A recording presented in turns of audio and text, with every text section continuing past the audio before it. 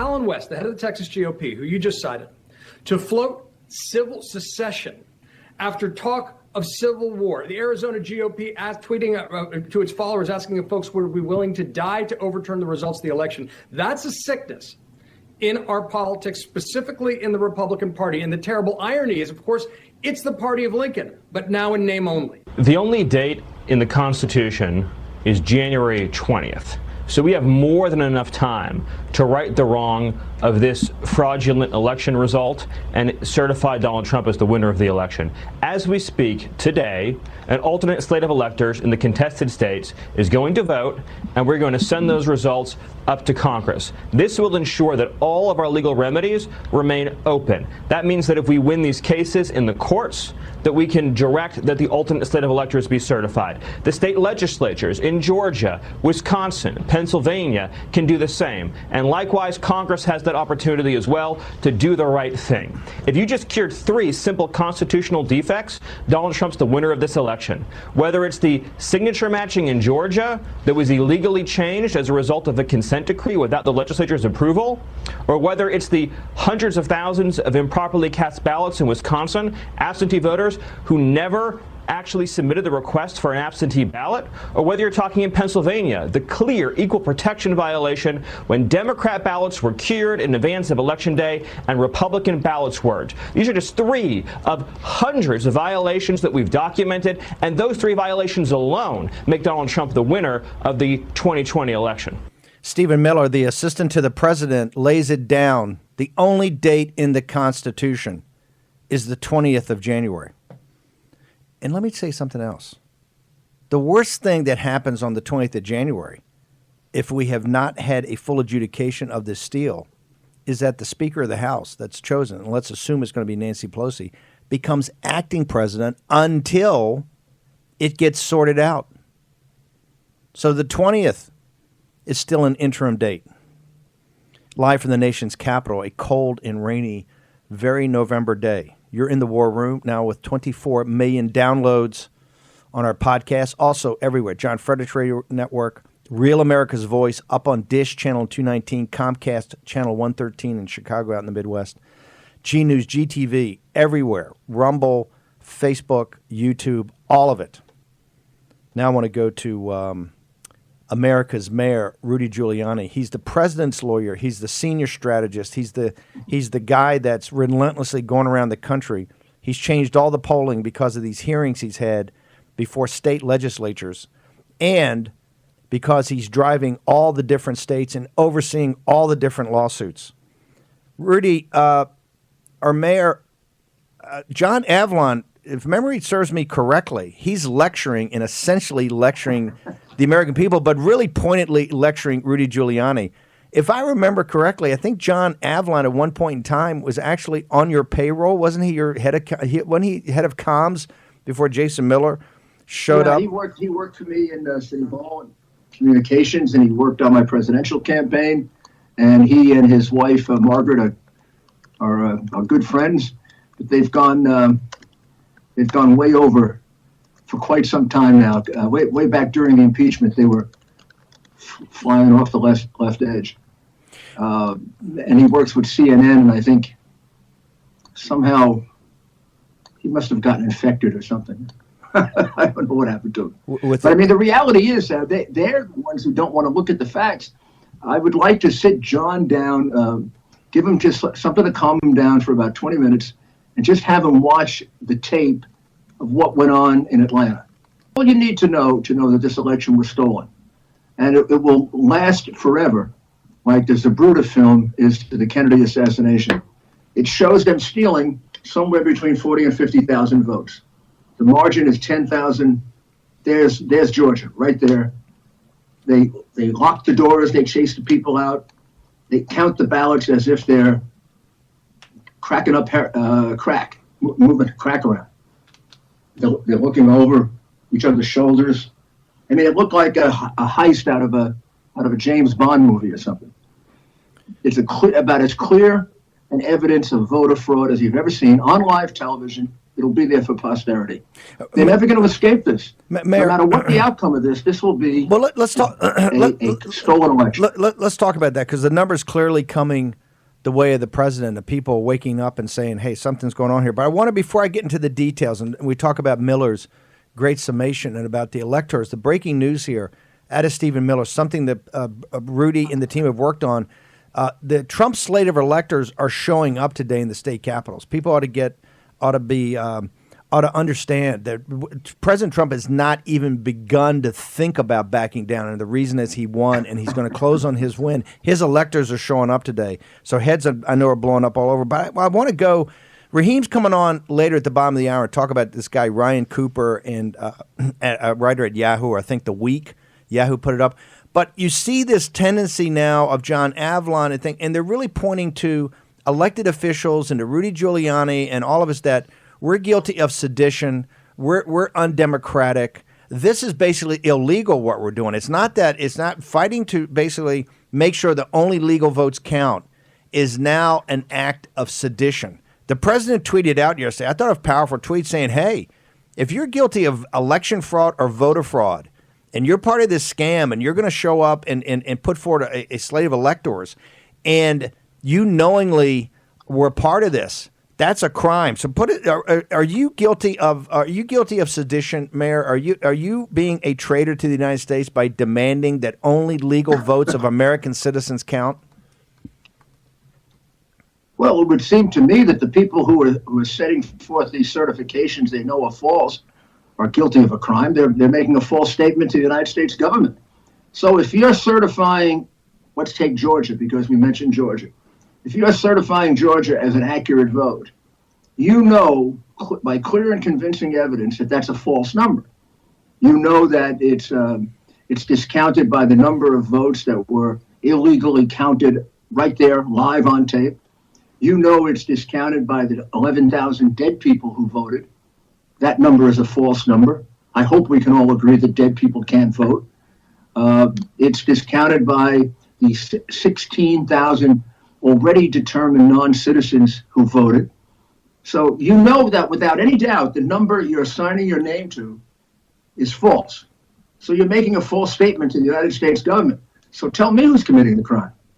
You're committing the crime. Plus, there is no government yet. No one selected our government. Our government is still in the making. The electors are meeting today. And the final vote, if it is a final vote, isn't until the 20th. So that's a totally ridiculous charge. Do you believe the ones who are guilty of sedition? Yep. The ones who are guilty of sedition are the ones who are covering up the Biden connection with China. I mean, they're letting a business partner of the Chinese communists they're trying to waltz them into the White House without any examination of whether there was any espionage, any danger to national security. How could it be that the Bidens were partners with the Chinese government for 8 years, got millions of dollars, and there were no national security implications to that? What about Swalwell? Who's investigating him? He's sleeping with a Chinese spy, and she's not getting information out of him?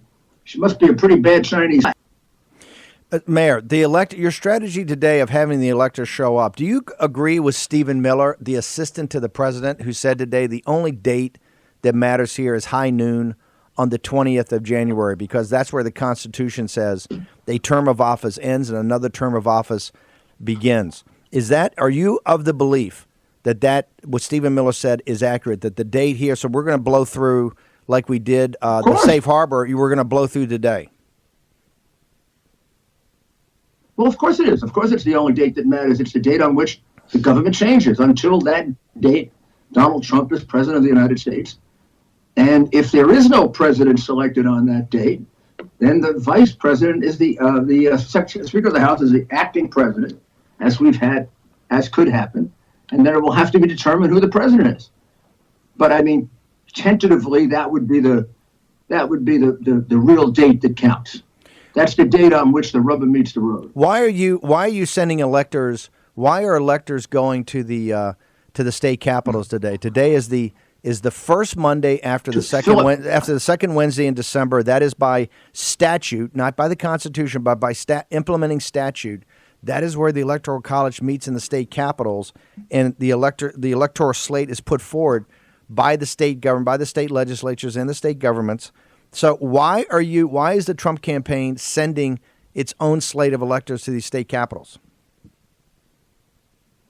Well, based on our legal research, the advice we've gotten from a number of professors, our own advice, we could have a gap here.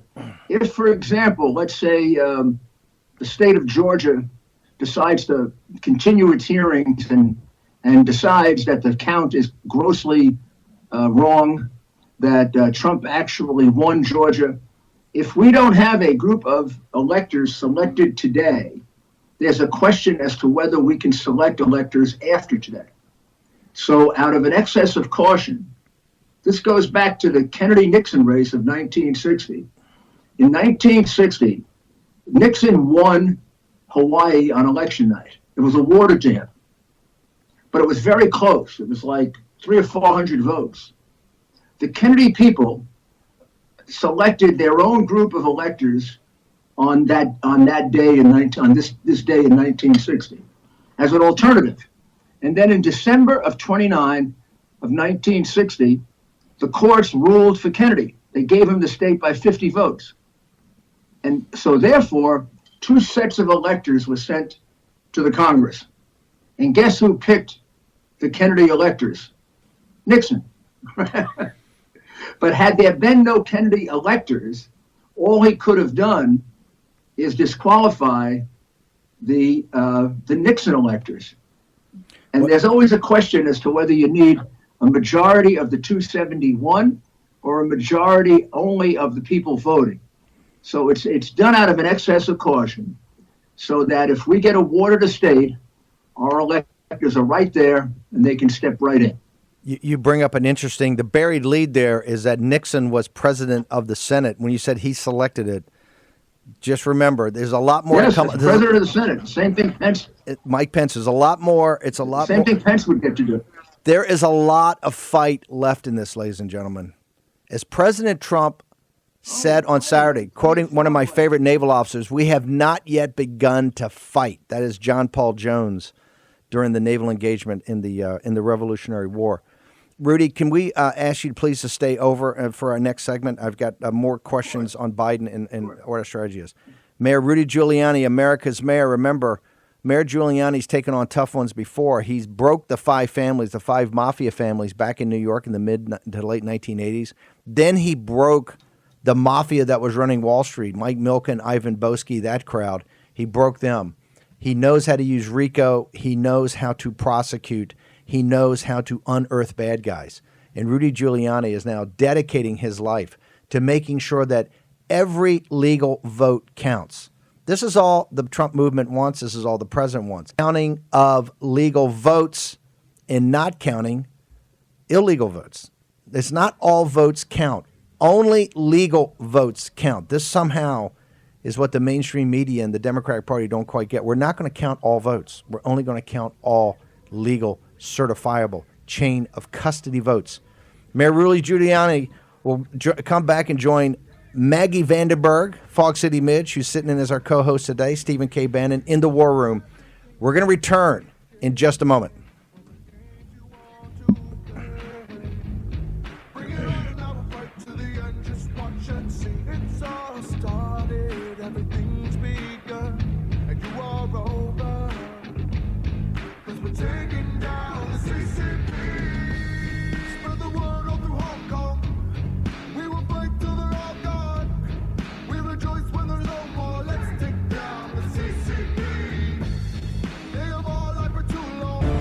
War Room Pandemic with Stephen K. Bannon. The epidemic is a demon, and we cannot let this demon hide. War Room Pandemic. Here's your host, Stephen K. Bannon. Welcome back. Our guest is Mayor Giuliani, the wartime consigliere for President Trump in this war to make sure that only legal votes count. Mayor, is the president was on Twitter lighting stuff up over the weekend. Do you anticipate the fiasco, state by state, and cowardly state legislatures? The courts want to look the other way. You got the Wisconsin Supreme Court's got it right now. They're arguing about it. You've got the situation in Michigan we'll get to in a second. But have you recommended to the president, do you believe, given your time at the Justice Department, your time as the senior head of the Southern District of New York, that a special prosecutor, a special counsel is warranted to look at the election fraud and the voter fraud throughout the country, particularly in these 5 or 6 battleground states? Absolutely. It has to be done. It has to be done for the sake of this election, and it has to be done for the sake of the country in the future. You can't let something like this go unaddressed, because otherwise it'll just be done again. I mean, that's the history of crime. When you ignore it, it just gets worse and worse and worse. It has to be dealt with at the earliest possible stage.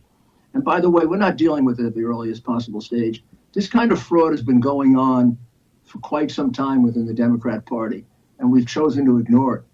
And this time, because of the pandemic, because of this hysteria that was created over mail-in voting, which we've always known would be the core of major fraud, they were able to do it on a very, very large scale. But I look back on some of the past elections that were this close. Think about those Dominion machines, the way in which they play around with absentee ballots, and I say to myself, this is not the first stolen election. This is the one that's the most dramatic, however. Does the president have to be a supplicant to Bill Barr? Does he have to go in and say, pretty please, Bill Barr, can you do me a favor? Can you look into this? Or is the president, as the chief magistrate of the country, does he have the authority, in your mind and your understanding of the Constitution, the relationship between the Justice Department and the White House, does the president have the authority to basically inform the Attorney General that there is going to be a special prosecutor selected and he's going to have full subpoena power and a full budget? Well, yes, he's the chief executive officer of the United States. He has all the executive powers of every inferior officer. It's a unitary executive. All executive power exists with the president. No one of those cabinet officers has a single bit of executive power other than comes from the president. And therefore, he can tell them what to do and do it for them. And it would be far better for everyone if the Attorney General would recognize the gravity of the situation, both with regard to the election, which is now at a point where. But Mayor, you have Bernie Kerik, who's a former police commissioner in New York under your administration, and also spent his career in law enforcement. Is one of the organizers of the thing. He's got binders with 2,000 signed affidavits of American citizens under the penalty of perjury, affidavits that attest to voter fraud and election election administration mismanagement. You've got other into the thousands other pieces of evidence besides just the affidavits.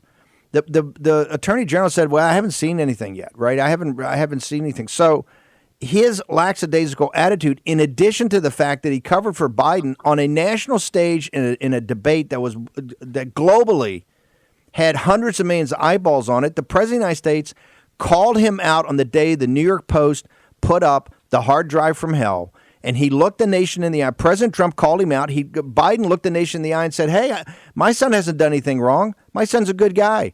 I'm proud of my son. He hasn't done anything wrong. He hasn't made any money from any foreign company." That's what his quote, our country.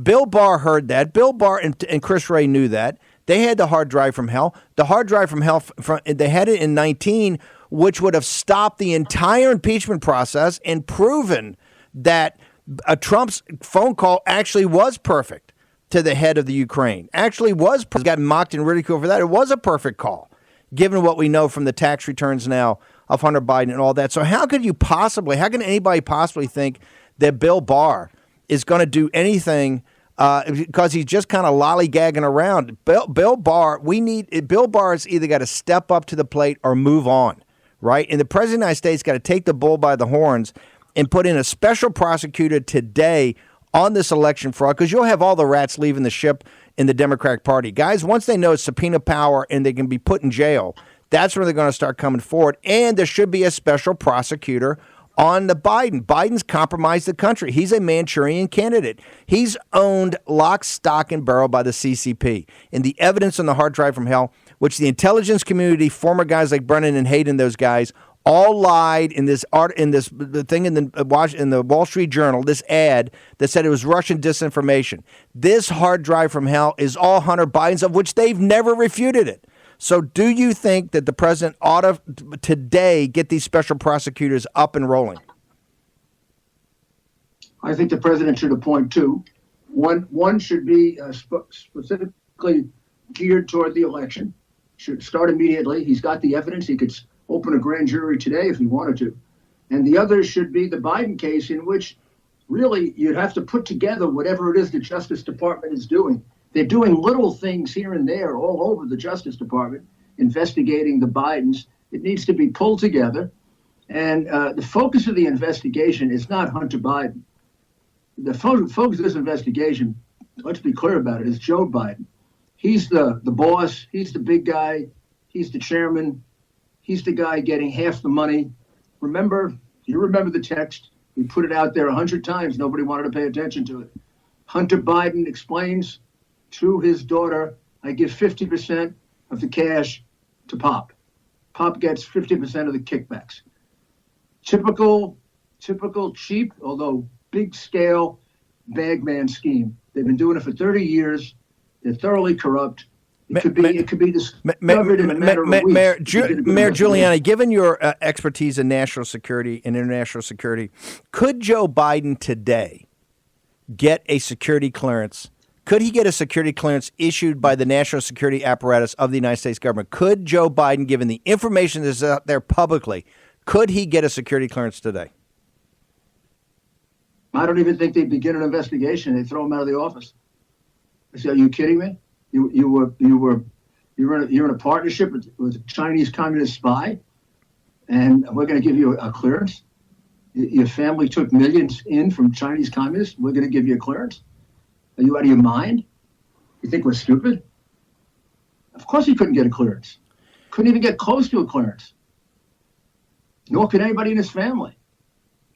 They've been in business with the Chinese communists. How could they get a clearance? Do you believe that this information, there's two things going on here. One, it's to get to the bottom of the election fraud and to get to the bottom of Trump's victory. And by the way, we're not, all we're saying is let's get all the information out to the state legislatures. Hey, if they deem after going through and having Democrats question that in the legal votes that Biden got it, then Biden got it. But the other issue today, that the other crisis is, here you have a guy that's been compromised by the CCP. There's evidence out there. The Justice Department has been dragging their feet. The FBI has been dragging their feet. They had all this. Bernie Sanders would have been the nominee if they had stood up to the plate in December of 19 when they got this, because they wanted a neoliberal neocon. They didn't want some populist from the left, because they hate, as much as they hate Trump, they hate populists almost as much. Do you think that we're in a crisis that no matter how the outcome of the vote goes as we grind through this, that you can't place Joe Biden right now? Joe Biden cannot take the oath of office on the 20th for the simple fact of the national security breach. Does that make sense? Is that logical that you can't put Biden? The Constitution says only one of two guys that got electoral votes. There's no open. Nancy Pelosi would only be the acting president. Only the person who could be president is someone that got electoral votes, either Donald J. Trump or Joe Biden. So what type of crisis are we hurtling to because they're trying to protect Biden? We're in a crisis that, in that particular area, we're in a crisis without a clear answer to it. And it's a crisis of our own making. This information was brought to the Justice Department by me over a year ago. They've had this information for over a year. Not only that, I made it public. I yelled it, I screamed it, I put it on Fox. John Solomon printed it, I put it on podcasts. I was accused of being a Russian agent for doing it. I did it anyway. I did it to warn the American people. Let's look into this man before we inaugurate him. This man has serious problems of criminality going back 30 years, and nobody is looking at it. And there was a concerted conspiracy to cover it up. And it's clear, the evidence is clear, it's overwhelming. It doesn't only involve corruption, it involves compromising our national security with communist China. And by the way, with Russia also. There's money from Russia as well. Mayor, I know you got to bounce. I only got like 60 seconds, but I got to ask you this question. We're going to put up all your social media, and we're going to push your podcast after the break because we'll have time then. Please, right? I mean, do you think that there should see this? Do you think there's probable cause right now, as you see it, to seize all the machines up in Michigan and other places of Dominion voting and the smart? 100%. 100%. The Dominion machine is like cheesecake. It's like a piece of Swiss cheese. I mean, I'm not particularly good at computers, and I think I could probably hack it if I knew how to hack. But you think probable cause? Anybody can get it. You think you can change numbers. Why would you make a voting machine in which you can change the numbers? Mayor, we got to bounce. I put my 1 in, you put your 1 in, and I can change your 1 to 2. Mayor, we got to bounce. But you believe there's probable cause to seize all the machines in Michigan and other places of Dominion, correct?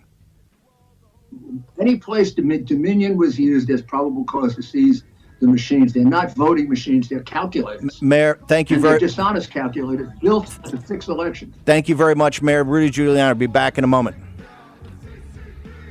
Thank you, Steve.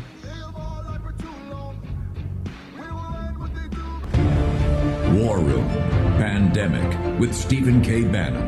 The epidemic is a demon, and we cannot let this demon hide. War Room Pandemic. Here's your host, Stephen K. Bannon. Welcome back to War Room Pandemic. Breaking news, and Raheem and the team in the engine room, if you could help me. I guess we didn't have the cold open ready, right? I jumped right in here. Did we have the cold open? I just went right through it. The Dominion voting system report, I guess, is coming out now, Raheem. It looks like, and for the engine room, it's coming out now. I'm quoting from the Epic Times.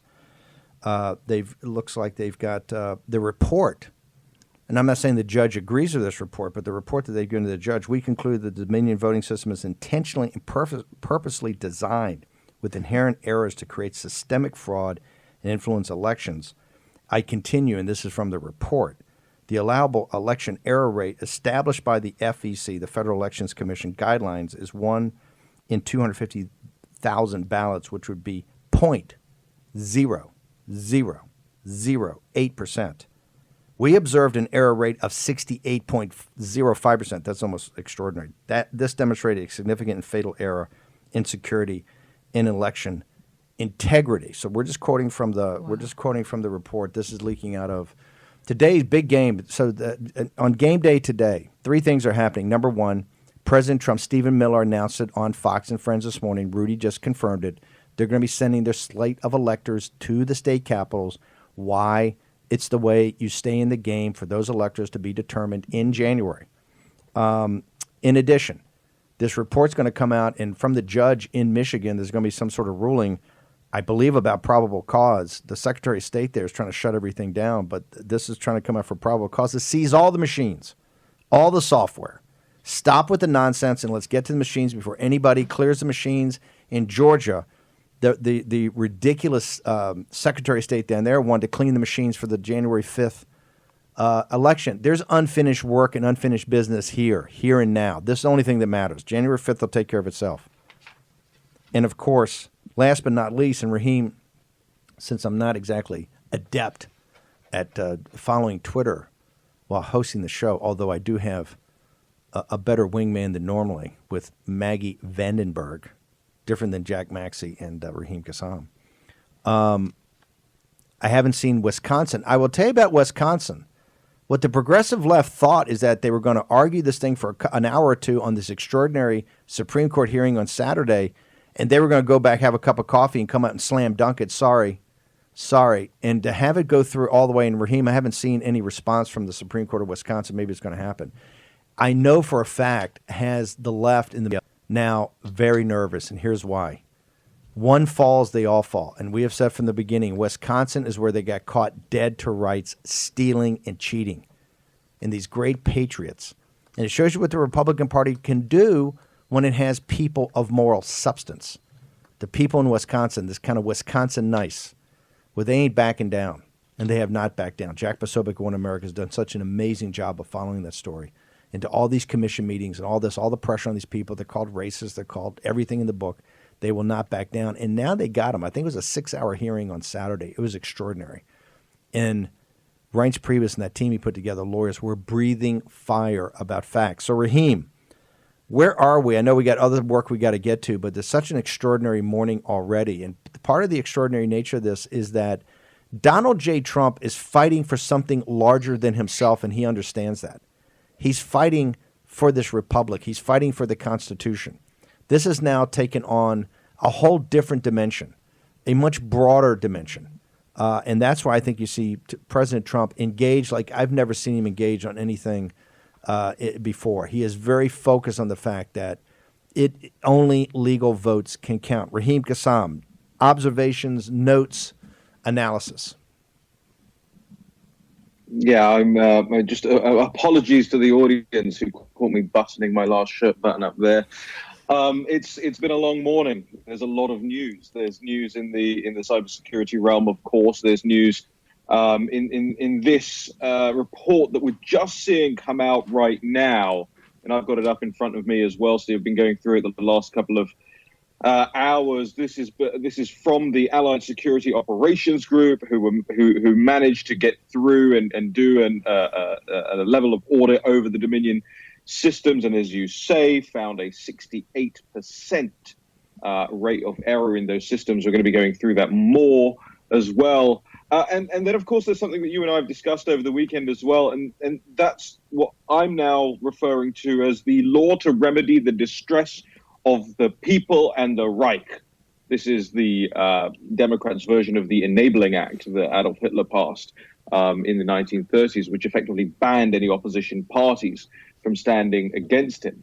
We've had two prominent people this weekend saying that the Democrats should do the same thing to Republicans who support President Trump's legal remedies, his constitutional legal remedies. New Jersey Congressman Bill Pascrell and the Week, that's a magazine, the Week writer Ryan Cooper, are both saying that because the third section of the 14th Amendment states that nobody should sit as a member of Congress if they have engaged in insurrection, that supporting legal remedies at this ongoing legal remedies, by the way, at this is tantamount to that. Now, that would, and by my calculation, would disenfranchise 92 million people in a heartbeat. Okay, we lost Raheem. Can we try to get Raheem back? Raheem's talking about there's a report in Yahoo, I think, came from the Week magazine by Ryan Cooper. I want to get Ryan Cooper's picture up there too. We want to make Ryan Cooper famous because it was so over the top. And this is dangerous when these guys start talking about this, and they got to understand that we're not going to back down. We're going to go for every legal remedy, every constitutional remedy, and they should understand something. This fight's just started, okay?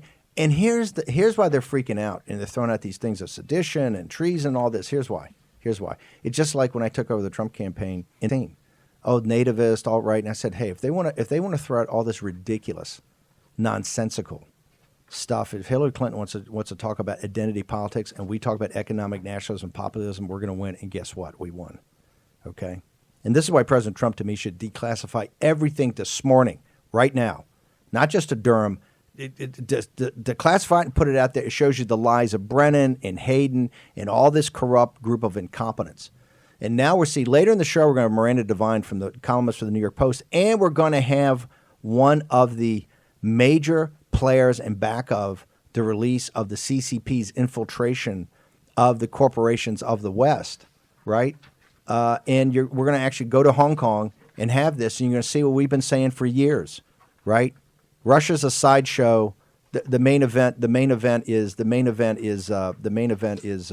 China. I got Raheem back. Okay, Raheem, I'm sorry. Continue back on. By the way, do we have the picture of Ryan Cooper? I want to make sure everybody sees who Ryan Cooper is. This article makes me so mad. No, he should be. Look, oh my gosh. If he's not terminated by the Week immediately, it just shows you what type of publication they are. Well, and I tried to search for him on Twitter. Other people are tweeting about this article, but I wasn't able to find him exactly. Ryan Cooper is kind of a common name, but I mean, I'm not even a Twitter guy. We found him. But to call the Constitution goofy and jerry-rigged, as well as the other things he's alleging, it's wild. Raheem, you and Maggie, take it away here. Tell me about Ryan Cooper and tell me what Ryan Cooper accused the deplorables and elected officials of. Look, and apologies for my disconnect. I've got a bit of a cyber attack myself on this end in the form of just having a very old computer.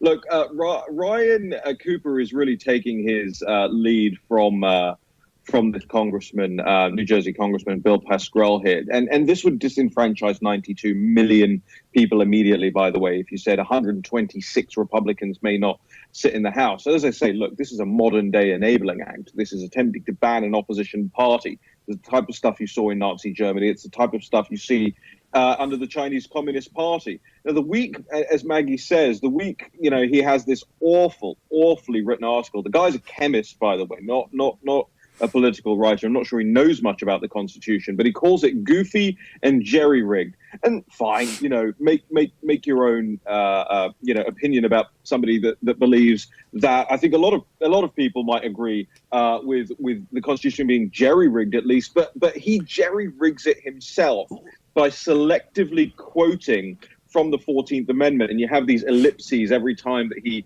just leaves a chunk out there, right? But his conclusion is that nobody who supported and continues to support President Trump and his legal remedies should be able to take a seat in Congress because the 14th Amendment states that no person shall be a senator or representative in Congress who shall have engaged in insurrection or rebellion against the same, except it doesn't make sense. And I'm sure that to most people, I don't need to explain why that doesn't make, why genuine legal remedy isn't tantamount to insurrection. And in fact, if anything, cheating at an election, the people who cheat in an election are insurrectionists, are people who are actively working against the republic. But take a step back from all of that and the merits of the case, because there really are none to the fair-minded American, and think about what these guys are doing. Think about how dangerous it is that you have a congressman demanding that Nancy Pelosi refuses to seat 126 Republicans. They talk here on Capitol Hill in very lofty terms about uniting the country, but at the same time, they're planning and scheming to cut out 92 million Americans from the electoral process, to disenfranchise them, to remove their vote, to remove their say in how their government is run. And again, why? Because they supported legal remedies that are constitutional, that go through the courts, that go through the judicial process to figure out whether or not there was cheating in this election. Now, we all know that there was, and to placate YouTube, while official sources have called the race for Joe Biden, there is nothing to stop this president constitutionally from doing what he's doing. And therefore, in fact, he has, more importantly, he has an obligation. He has an obligation and a responsibility to do this. This is not extra legal. This is purely part of the legal process. People should note the buried lead in what Rudy said earlier. Richard Nixon selected that delegation. Note to self. Okay, put a pin in that. We're going to come back to that later. I want to get Ryan Cooper's. Ryan Cooper called the Constitution goofy. Anybody that took an oath to that, all the veterans out there. My daughter's a West Point grad, served in Iraq. I was a naval officer, 3.5, 4 years at sea. My kid brother's a Navy pilot. Anybody that swore an oath to defend the Constitution against all enemies, foreign and domestic, did not think it was goofy. Okay? President Trump has sworn that same oath to God. Swore that oath to God on his hand on the family Bible of the Trump family. And he is doing that right now. He's performing his duties and his functions as chief executive officer of the country, as the commander-in-chief, and as the chief magistrate. And these special prosecutors should be named today, empowered today, so that nothing can happen to them. That the Trump administration won't even have control of them. They just go out, they get subpoena power and a full budget. Raheem, we're going to come back in a second and continue on this. I also want to talk about this. Looks like some sort of massive attack, a hack over the weekend. Could even spread wider than that. Some people are saying Google's down for a while, YouTube's down for a while. So I want to get into all of that when we return. We got Raheem Kassam in the entire posse. We're going to have Brian Cooper's picture up there so you can see a guy who thinks the Constitution's goofy and thinks elected officials are guilty of sedition and should not be seated. Okay? They're the ones ratcheting this rhetoric up every day. Don't see him being banned. Okay? Guess what? We're winning, and that's how you know we're winning when they start getting crazy like this. They're leaking oil. The numbers are coming our way. And today, Donald J. Trump is sending his electors to the state capitol on the first Monday after the second Wednesday. Be back in a moment.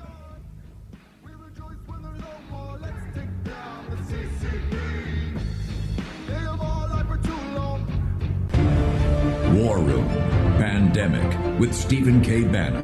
The epidemic is a demon, and we cannot let this demon hide. War Room Pandemic. Here's your host, Stephen K. Bannon.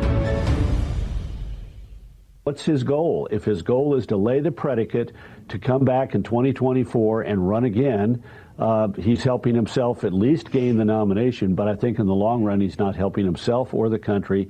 America likes comebacks, but they don't like sore losers, and he is on the edge of looking like a sore loser and probably will look like it after January 6th. Okay, that's the Bush attitude. You got Jeb Bush tweeting out, this is the Karl Rove, the apparatchik. And anybody giving money to Karl Rove to do ads down in Georgia, you might as well take your money out. Donors might as well take your money out in the front lawn, put it in a barrel, and burn it. Okay, because it has no impact. You're wasting your money. You're wasting money with Karl Rove. No, he's not a sore loser. Note to Karl Rove, we won. Okay? I know that gets under your skin because the Bush faction has no power in the Republican Party among voters. You still got big power among the donors, don't get me wrong. You have no power among people who count, and that is the deplorables, the people who vote. So, no, he's not a sore loser. He's not setting any predicate for 2024. First off, he's not going to be eligible in 2024 because he's going to be finishing his second term. And this is what this fight is about. This fight is about counting all legal votes. And let me tell you something, folks. Action's about to start in the declassification of all this nonsense of Bannon and all these criminals that have been in the national security apparatus, okay, that eventually there'll be a special prosecutor put on that. For this all to be declassified to show all their lies and all the misrepresentations, number one. Number two, special prosecutors on the election fraud, on the voter fraud, and a separate one on the Manchurian candidate. We have warned you for years. We are at the forefront. We are the biggest voice of the anti-CCP, being an existential threat to the Chinese people and to all mankind, as shown now by the CCP virus. Okay? They are the number one threat to the Chinese people. And now they become the number one threat, not just to the United States, to all mankind. We're going to have Miranda Devine from the New York Post. We're going to have actually one of the whistleblowers from Hong Kong on this massive dump of 2 million Chinese Communist Party members in corporations throughout the world. And there are more leaks coming. People got to understand this. Raheem, it's interesting that these leaks are coming out, this Biden stuff's coming out, and you have this massive hacking attack. Can you get us up to speed on exactly what's going on? Yeah, so look, I'm not going to sit here and pretend to be, on the side of the deep technical analysis of this. But there's a lot of information that's coming out right now in real time. I think I told you yesterday night and the rest of the team. I also tweeted before the news broke that the cybersecurity agency within the federal government was making sure that across the federal government there is cybersecurity, would come out with a statement very soon, and also a directive to federal agencies. That did happen. It was about an hour after I said it would happen that it happened, and it was related to this piece of software, this platform, SolarWinds Orion. The Orion platform is basically a performance monitor. It's an analysis tool. It allows for cloud monitoring and mapping and logging of cyber information. It's an administrative tool that companies use and that government departments have used. It's not just government departments that have been affected by this. Microsoft, FireEye, they've also said that they've been involved in this. But there will be a plethora, far more than we currently know, which is, I think, DHS, Treasury, DOJ, DOD have been involved in this thing. This is cross government here. This is across the entire federal network that you'll see this. Anywhere that was connected to this software or this platform, and that could be through a connection with another government department as well. Now, that means that this is we're probably going to find out, and there are already people talking in these terms, that this is the largest cyber exploit in U.S. government history. They are talking about Russian hackers being involved in this. There's no doubt in my mind that we'll see other both state and non-state actors who have been involved in exploiting this backdoor and documents that they've stolen, and entire email databases that have been stolen, and what's contained within those things. But the really interesting question isn't just, hey, how did this come to pass and what's going to happen now, but under whose stewardship and under whose tutelage this occurred. And of course, Chris Krebs was somebody who sought to intervene in politics, not his job, of course, but immediately after the election, saying, oh, there wasn't, this was the most secure election in American history. There's been no problems here. President Trump's wrong. And obviously he was dismissed for making such ludicrous claims. It turns out that all of this that we're seeing taking place and play out right now happened under Krebs's tenure. So that's the reliability of this person who told us and continues to tell us that 2020 was a safe and secure election. I want to go to, we've got major whistleblowers, and I'm going to ask you to stay over. We've got Jack Maxey, our other co-host, in the next segment to talk about the hard drive from hell. But Raheem, I'd like you to stay over. And here's what I'd like you to focus on in the break. This stunning revelation of millions of Chinese Communist Party members. Remember, if they're a CCP member, keep in mind there's 1.4 billion people in China. There's only 90 million members of the Chinese Communist Party. Of that, only a couple thousand really make decisions, and it's really run by a couple of families, right? The wealthiest families in the world, some of the most powerful families in the world. But if you're a member of the Chinese Communist Party, you basically swear an oath to the party, and you become essentially an intelligence, not just asset, you become an actual intelligence part of apparatchik. Right, maybe not an officer, but an apparatchik. Millions throughout. In the United Kingdom, what's so stunning is the amount of infiltration in corporations. And I realized from the British Crown colony of Hong Kong, you had Standard Chartered Bank and you had Hong Kong Shanghai Bank. But Raheem, when we come back, I want your thoughts about these stunning revelations of the depth of the infiltration. Tomorrow, we're going to have Sherry Markson from the Australian Telegraph is going to be with us, and for her live TV show, she broke this. She broke more news last night. We've got actually one of the people in back of this live from Hong Kong at the bottom of the hour of the next hour. We're going to have Miranda Devine, who wrote this amazing piece in the New York Post this morning. She's been all over the story from the beginning. Raheem Kassam's going to join me after the break. We've got Maggie VandenBerghe, Fog City Midge is with us. Jack Maxey, the one and only, who's been in back of the hard drive from hell and disseminating this information. Jack Maxey's also going to join us. So we're tying together the election, the steal, and the CCP in the next hour in the War Room.